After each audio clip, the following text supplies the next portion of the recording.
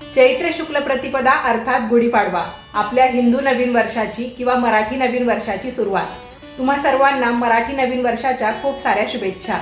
या दिवशी प्रत्येकाच्या घरी गुढी उभारली जाते, नवीन वर्षाचं स्वागत केलं जातं।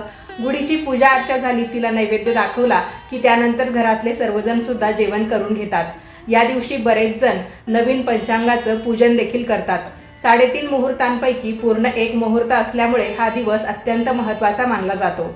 या दिवशी घडणारी एक महत्त्वाची गोष्ट म्हणजे याच दिवसापासून कुलदेवीचे नवरात्र सुरू होतात, ज्याला चैत्र नवरात्र असं म्हटलं जातं।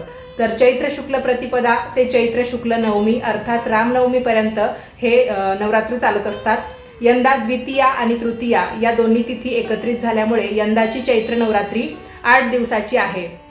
सोमवार दिनांक 31 मार्च 2025ला द्वितीया आणि तृतीया या दोन्ही तिथी एकत्रित झाल्या आहेत।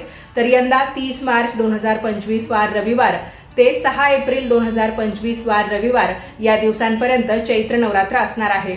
आपल्या कुलदेवीचं पूजन करण्याचा किंवा तिचा कुलाचार पार पाडण्याचा हा सोहळा असतो किंवा ही नवरात्र असते।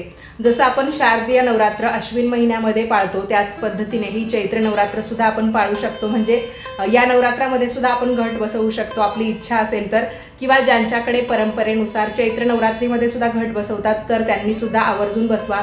आता घट बसवले किंवा नवरात्र पाळणं याचा अर्थ काय होतो की आपण जसं शारदीय नवरात्रीमध्ये देवीची ओटी भरणे किंवा कुंकुमार्चन करणे, देवीला लवंगांची माळ अर्पण करणे, घटाला दररोज माळ घालणे या गोष्टी करतो, अखंड दिवा लावतो, त्याच पद्धतीने सर्व काही आपल्याला या नवरात्रामध्ये सुद्धा करता येणार आहे।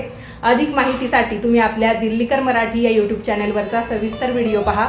या व्हिडिओच्या खाली म्हणजे जिथे माझा प्रोफाईल फोटो दिसतो तिथे तुम्हाला खाली एक त्रिकोण दिसेल, त्याच्यावर तुम्ही क्लिक केलं तर तुम्हाला तो सविस्तर माहितीचा सुद्धा व्हिडिओ पाहता येईल। हा व्हिडिओ पाहिल्याबद्दल तुम्हा सर्वांचे खूप खूप धन्यवाद।